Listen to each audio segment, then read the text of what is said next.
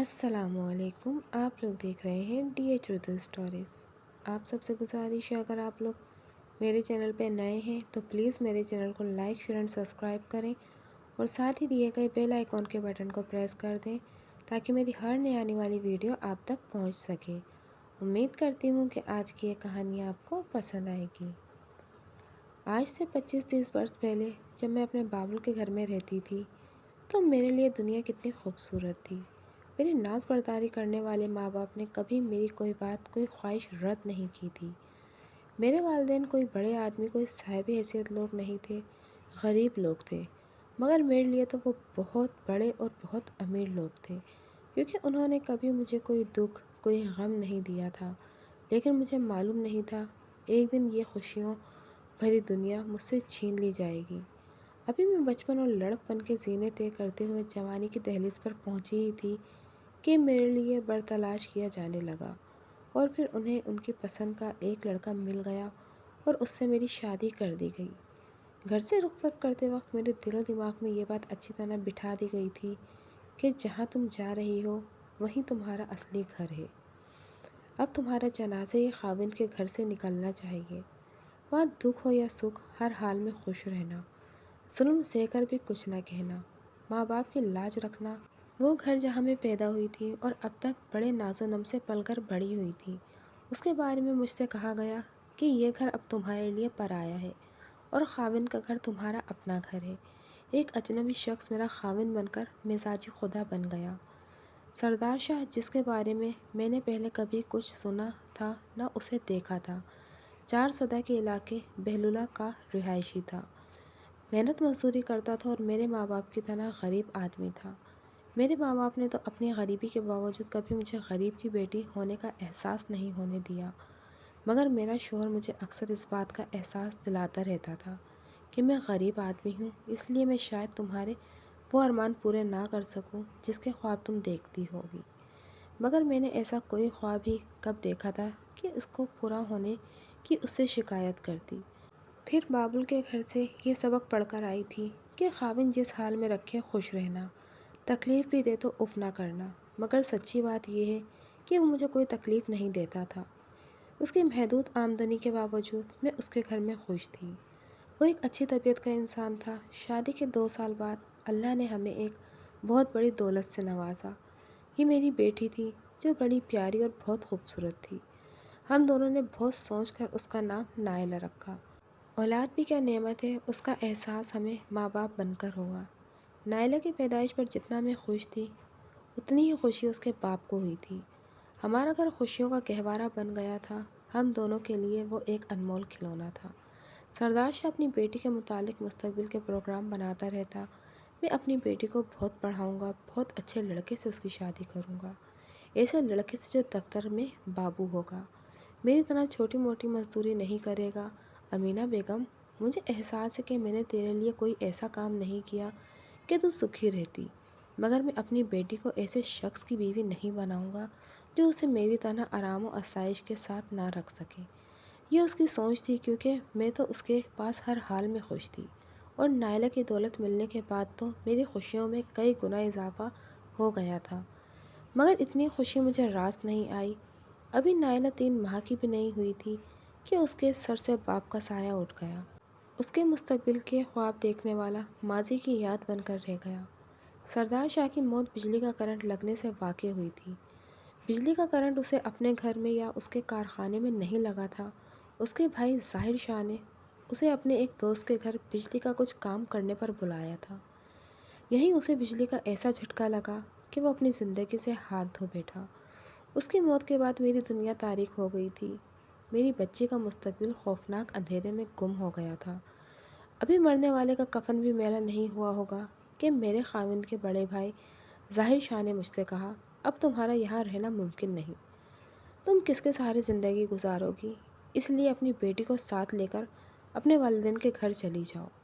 مجھے اپنی رخصتی کے وقت اپنے بزرگوں کی کہی ہوئی نصیحت یاد آ گئی کہ اب تمہارا جنازہ ہی تمہارے خاوند کے گھر سے نکلنا چاہیے۔ میں نے اپنی جیٹھ سے کہا، میں مرحوم کی چوکھٹ کو چھوڑ کر کہاں جاؤں گی، اب تو میرا جنازہ ہی یہاں سے اٹھے گا۔ تمہارا جنازہ تو اس وقت یہاں سے اٹھتا جب مرنے والا زندہ ہوتا اور تم مر جاتی۔ اس کی بیوی زاہدہ نے اس کی بات کو مزید آگے بڑھاتے ہوئے کہا، تم یہاں کس کے سہارے رہو گی جبکہ تمہارے ساتھ تمہاری بچی بھی ہے؟ ماں باپ کے گھر چلی جاؤ تاکہ تمہارے لیے وہ کوئی نیا سہارا ڈھونڈے۔ وہ لوگ کسی بھی طرح میرے وہاں رہنے پر رضامند نہیں تھے، اس لیے زبردستی مجھے والدین کے گھر بھیج دیا۔ میرے والدین کے لیے یہ بہت بڑا صدمہ تھا کہ اتنے کم عرصے میں ان کی بیٹی بیوگی کا داغ لے کر ان کے گھر واپس چلی آئی تھی۔ شاید انہوں نے بھی سردار شاہ کی طرح اپنی بیٹی کے مستقبل کے لیے بڑے سندر اور سہانے خواب دیکھے ہوں گے۔ میرے ماں باپ بھائی میرے ساتھ ساتھ میری بچی کی پرورش و پرداخت کی ذمہ داری بھی سنبھالنے لگے۔ کچھ عرصے بعد میری ماں اور بھابھیوں نے مجھے یہ بتانا اور سمجھانا شروع کیا کہ تم اس طرح تنہا زندگی نہیں گزار سکو گی، بہتر ہے کہ اپنی اور اپنی بیٹی کی بہتری کے لیے عقد ثانی کر لو۔ ان کا یہ مشورہ بہت پرخلوص تھا، نیک مشورہ تھا، لیکن میرے لیے قابل قبول نہیں تھا۔ مجھے ڈر تھا کہ سوتیلے باپ کے سائے میں میری بیٹی کی پرورش و پرداخت اور وہ تعلیم و تربیت نہیں ہو سکے گی جس کا خواب اس کے باپ نے دیکھا تھا۔ میں نے اپنے بڑوں سے اس کا اظہار کر دیا، اگر تم یہ سمجھتی ہو کہ سوتیلے باپ کی وجہ سے اس کی بہتر پرورش اور تعلیم و تربیت نہیں ہو سکے گی تو یہ کام ہم کر دیں گے۔ نہیں، یہ کام میں خود کروں گی اور اس کے مرحوم باپ کی خواہشوں کے عین مطابق کروں گی۔ مگر یہ سب کچھ تم کیسے کرو گی؟ اس کے باپ کی جائیداد ہے، نائلہ کے باپ اور اس کے تایا کو وراثت میں کئی ایکڑ زمین ملی ہے۔ سردار شاہ بھی اسی زمین کے بل بوتے پر اپنی بیٹی کے بہتر مستقبل کے خواب بنا کرتا تھا۔ میں اس کے تایا سے کہوں گی کہ میرے مرحوم خاوند کا حصہ مجھے اور میری بیٹی کو دے دے۔ تو مانگے گی اور تیرا جیٹ تیرا حصہ دے دے گا؟ میرے بھائی نے ہنستے ہوئے کہا، امینہ، ابھی تک تو بڑی بھولی ہے، کیوں نہیں دے گا؟ مجھے وہ اچھی طبیعت کا آدمی نہیں معلوم ہوتا، میرا تو خیال ہے تیرا خاوند اپنی طبعی موت نہیں مرا۔ میرا بابا بول پڑا، اسے اس کے بھائی نے سازش کے تحت مارا ہے۔ یہ کیا کہہ رہے ہو ابا؟ بابا ٹھیک کہہ رہا ہے، وہ لالچی آدمی ہے، بھائی بولا۔ اگر ایسی بات نہیں ہوتی تو وہ تجھے اور تیری بچی کو دھکے دے کر گھر سے کیوں نکالتا؟ تجھے ہماری باتوں کا اعتبار نہیں تو اپنا حصہ مانگ کر دیکھ لے، بابا نے کہا، اور میرے باپ بھائیوں کی بات 100% درست رہی۔ میں جب اپنے جیٹ کے گھر گئی اور میں نے اس سے کہا، نائلہ کے باپ نے جو جائیداد چھوڑی ہے وہ مجھے اور اس کی بیٹی کو دے دے۔ جائیداد؟ کیسی جائیداد؟ کئی ایکڑ زمین جو آپ دونوں بھائیوں کو وراثت میں ملی ہے۔ چند لمحے وہ خاموش رہ کر بے جوتاب کھاتے رہے، پھر سانپ کی طرح پھنکارتے ہوئے کہا، کوئی حصہ وصہ نہیں ملے گا، مرنے والے کے ساتھ یہ قصہ بھی ختم ہو گیا۔ کیسے ختم ہو گیا؟ اچھا تو تم مجھے دھمکی دے رہی ہو؟ میں تمہیں اور تمہاری بیٹی کو وہیں پہنچا دوں گا جہاں تمہارا خاوند اور اس کا باپ گیا ہے۔ یہ کہتے ہوئے اس نے جیب سے پستول نکال کر مجھ پر تان لیا۔ زندگی عزیز ہے تو بھاگ جاؤ یہاں سے اور کبھی جائیداد کے بارے میں دوبارہ زبان پر لفظ نہ لانا۔ میں نے واپس آ کر ظاہر شاہ کی باتیں باپ بھائیوں کو بتائیں تو انہوں نے کہا، اب تو تجھے یقین آ گیا، وہ بدنیت شخص اگر جائیداد پر قبضہ کرنے کے لیے بھائی کو مار سکتا ہے تو تجھے اور تیری بچی کو بھی اپنے راستے سے ہٹانے سے دریغ نہیں کرے گا۔ اس سے الجھنے کی کوئی ضرورت نہیں، اپنے حصے کے حصول کا خیال دل سے نکال دے۔ مگر میں ایسا نہ کر سکی، مجھے بھی ضد ہو گئی تھی، لہٰذا میں نے اپنے اور اپنی بچی کے حصے کے لیے عدالت میں مقدمہ دائر کر دیا۔ مجھے علم نہیں تھا کہ عدالتوں کا کیا رویہ ہوتا ہے۔ ظاہر شاہ بڑا شاطر و چالاک تھا، اس سے کچھ ایسا چکر چلایا کہ فیصلہ ہونے میں مہینوں نہیں برسوں لگ گئے، 2-4 سال نہیں پورے 12 برس لگ گئے۔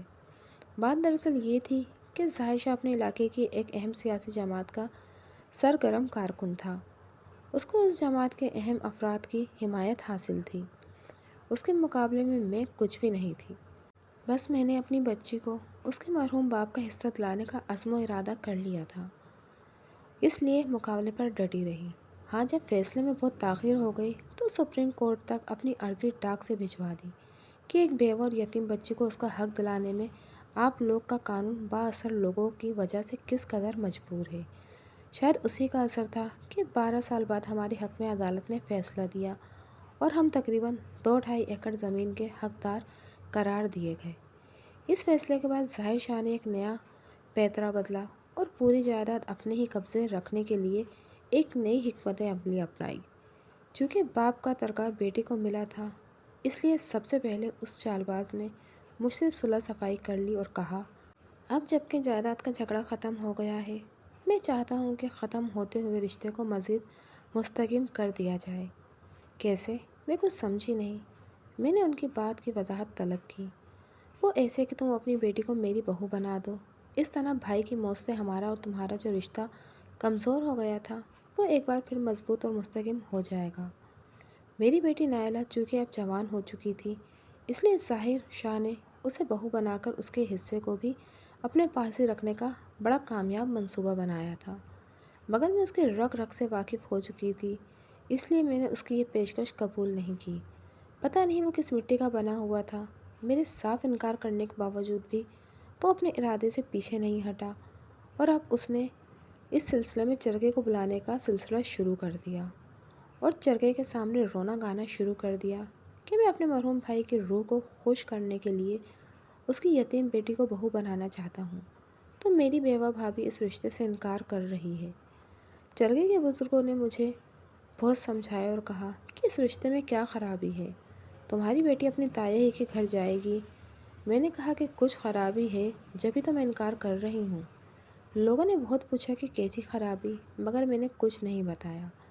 लेकिन जब एक चरखे के दौरान शुरका ने बहुत मजबूर किया कि तुम्हें इस खराबी के बारे में बताना ही होगा, तो मैंने कह दिया, मुझे डर है कि जायदाद पर कब्जे के लालच में मेरी बेटी को मार दिया जाएगा।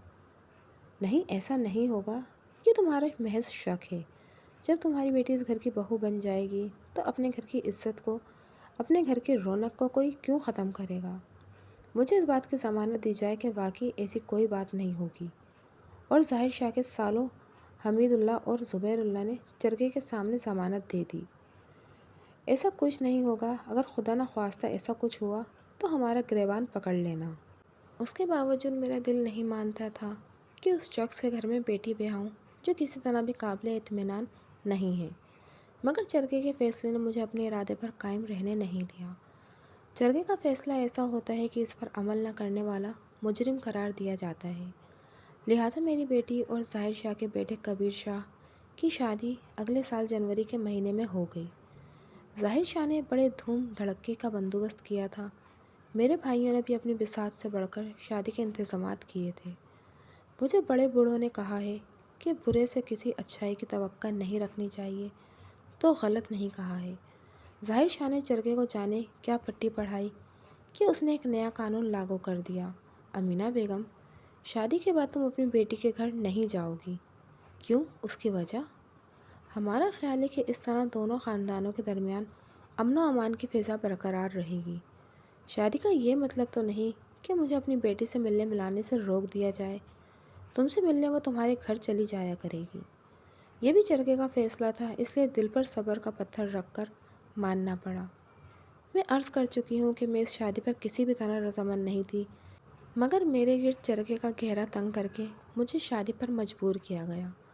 बेटी की शादी माँ बाप के लिए सबसे बड़ी खुशी का सबब होती है, लेकिन मेरी अजीब हालत थी। मुझे इब्तिदाई से एक धड़का लग गया था कि मेरी बेटी इस घर में निभा नहीं कर सकेगी। मुझ पर बेटी के ससुराल जाने की पाबंदी लगाई गई तो मेरे शक व शोबे को और तकवीत पहुँची।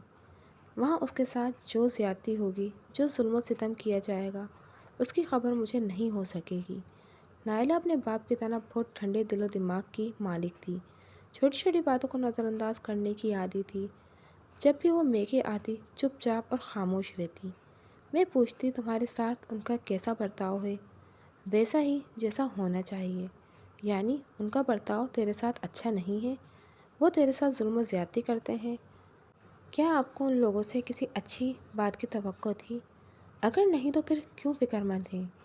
आपने जानते बूझते जिस जहन्नुम में झोंक दिया है, उसके बाद मेरे बारे में क्यों परेशान होती हैं? उसकी बातें सुनकर मेरा कलेजा फट जाता। हाय मेरी बेटी, मेरी फूल सी बेटी, जिसके लिए मैंने अपनी पूरी जवानी बेवगी की हालत में गुजार दी कि उस पर कोई आँच ना आए, उसे कोई तकलीफ़ ना पहुँचे। उस पर ससुराल में जुल्म व सितम के पहाड़ तोड़े जा रहे हैं। हाय रे मेरी मजबूरी कि मैं कुछ भी नहीं कर सकती। मगर मैं अपने ऐसे जज्बात का इजहार उससे नहीं करती थी। اسے دلاسا دیتی، تسلی اور تشویق دیتی۔ ارے بیٹا، سسرال میں تو سبھی لڑکیاں اس قسم کے حالات سے گزرتی ہیں۔ یہ تو لڑکیوں کا نصیب ہے کہ میکے کا سکھ انہیں سسرال میں نہیں ملتا، مگر یہ باتیں وقتی ہوتی ہیں۔ وقت گزرنے کے ساتھ ساتھ سسرالیوں کے رویے میں بھی نرمی آ جاتی ہے۔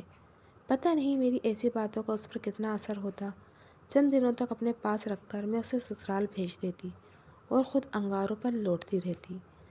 مجھے نہ کھانا بھاتا نہ سونا اچھا لگتا۔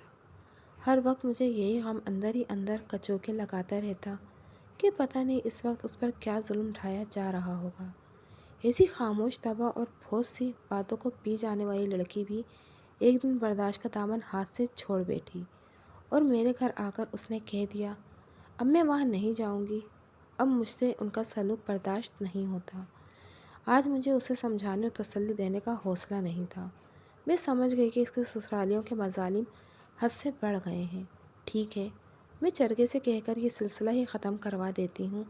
میں نے اسے یقین دلایا کہ میں اسے اس جہنم سے نکال دوں گی۔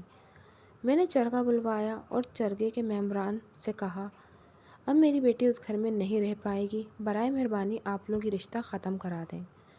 مجھے پتہ نہیں تھا کہ ہمارا معاشرہ مردوں کا معاشرہ ہے، چرگا مردوں پر مشتمل ہے، جبکہ ہمارے چرگے پر تو ساحر شاہ کا اثر و رسوخ کچھ زیادہ ہی تھا۔ ایک بزرگ نے کہا، ہماری بیٹیوں کا رشتہ بڑی مشکلوں سے طے ہوتا ہے، اس لیے ان کے ختم کرنے کی بات سوچ سمجھ کر کی جائے۔ تم بھی کسی کی بیٹی ہو، تم نے بھی ماں کے گھر سے دور سسرال میں وقت گزارا ہوگا، تمہیں تو یہ بات بخوبی معلوم ہونی چاہیے کہ ماں باپ کا سکھ چین لڑکیوں کو سسرال میں نہیں ملتا۔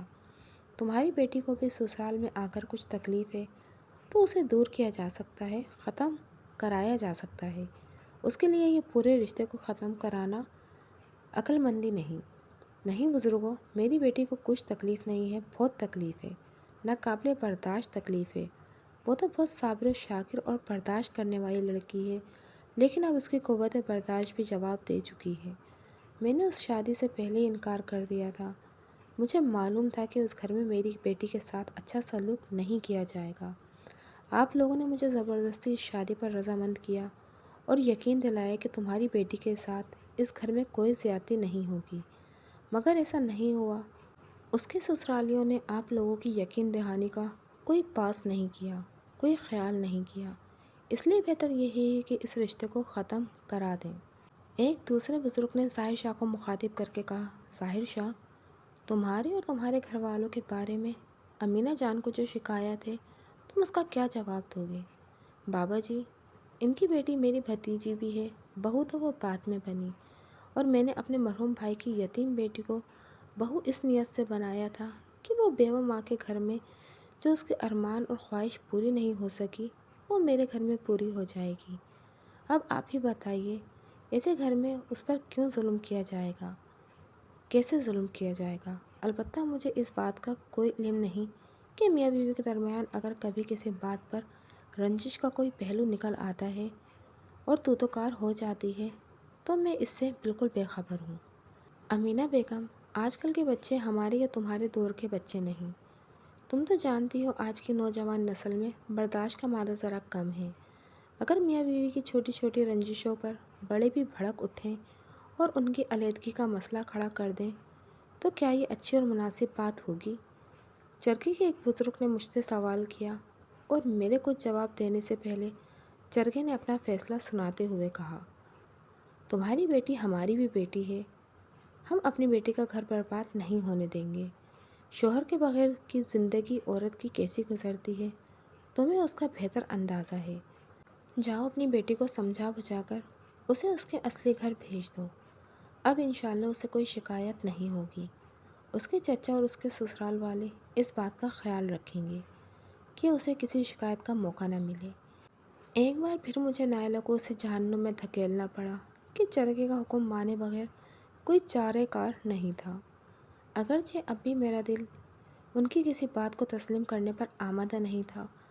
نائلہ رو دھو کر سسرال چلی گئی۔ اس بچی نے اپنے منہ سے تو نہیں کہا، لیکن اس کا انداز یہی تھا کہ اگر آپ یہی چاہتی ہیں کہ میں اس عقوبت خانے میں تڑپ تڑپ کر مر جاؤں تو میں چلی جاتی ہوں۔ میں بتا نہیں سکتی کہ میں نے اسے کس دل سے سسرال بھجوایا، جبکہ میں نے اس سے وعدہ کیا تھا اور خود بھی فیصلہ کیا تھا کہ اب دوبارہ وہ اپنے باپ کے قاتل کے گھر نہیں جائے گی، چاہے اسے اپنی باقی زندگی میرے گھر میں گزارنا پڑے۔ وہ اب وہاں دوبارہ نہیں جائے گی۔ مگر انسان کی مجبوریاں بھی عجیب ہوتی ہیں، اکثر اسے نہ چاہتے ہوئے بھی بہت سی باتوں پر عمل کرنا پڑتا ہے۔ مجھ پر ظاہر شاہ کے گھر جانے کی پابندی تھی، اس لیے میں اکثر اس کے سالوں کے گھر چلی جاتی کہ وہاں سے نائلہ کے بارے میں کچھ خیر و خیریت مل جائے۔ اس روز بھی میں حمید اللہ کے گھر گئی تھی۔ وہاں گئی تو یہ دیکھ کر خوش ہو گئی کہ وہاں نائلہ آئی ہوئی ہے۔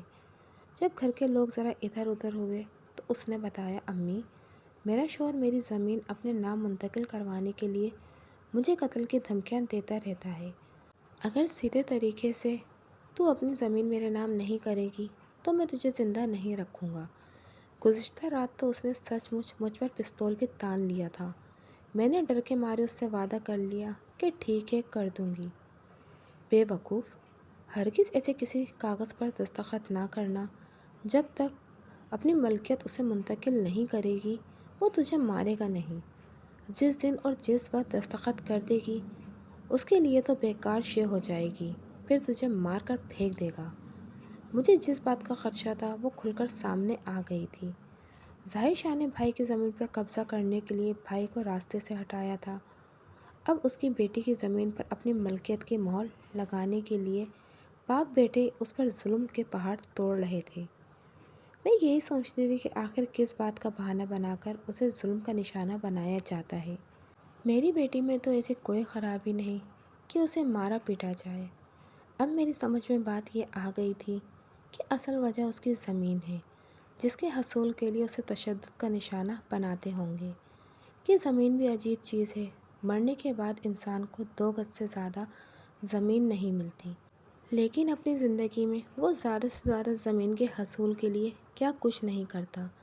ظاہر شاہ اور سردار شاہ کے دادا کو انگریزوں کی دلالی کرنے کے صلے میں زمین کا ایک بڑا قطعہ انعام میں ملا تھا، جو ہمارے علاقے سے بہت دور دراز کئی ایکڑ پر مشتمل تھا۔ دادا نے اپنی زندگی میں اپنے 3 بیٹوں میں وہ زمین تقسیم کر دی تھی۔ ظاہر اور سردار کے والد کو جو حصہ ملا وہ بھی معقول تھا۔ باپ کے مرنے کے بعد ظاہر شاہ نے اپنے اور بھائی کے حصے کی زمین کی ذمہ داری خود سنبھال لی تھی اور کھیتی باڑی کے لیے کسی کو ٹھیکے پر دے دی تھی، جبکہ سردار شاہ سے وہ یہی کہتا تھا کہ اس کی نگرانی اور دیکھ بھال کے لیے اس نے کچھ لوگ مقرر کر دیے ہیں تاکہ کوئی اس پر قبضہ نہ کر لے۔ سردار شاہ نے کبھی اس زمین پر توجہ نہیں دی تھی، مگر جب اس کے گھر بیٹی پیدا ہوئی اور وہ اس کے تابناک مستقبل کے خواب دیکھنے لگا تو یہی کہتا تھا کہ وہ اپنا حصہ حاصل کر کے اسے بیچ دوں گا اور اپنی بیٹی کو اس پیسے سے خوب پڑھاؤں گا لکھاؤں گا۔ شاید یہ بات اس نے بھائی سے بھی کہہ دی ہوگی، جس کی نیت میں پہلے ہی فطور تھا۔ اس کے حصے پر قبضہ کرنے کے لیے اسے مار دیا اور اب اس کی بیٹی کو راستے سے ہٹانے کی تدبیر کرنے لگا۔ نائلہ کی زبانی اس کے شوہر کی زور زبردستی کی کہانی سن کر میں بے چین ہو گئی۔ میری سمجھ میں نہیں آ رہا تھا کہ میں اس موقع پر کیا کروں۔ جرگہ بلواؤں گی تو اس کا کوئی فائدہ نہیں ہوگا۔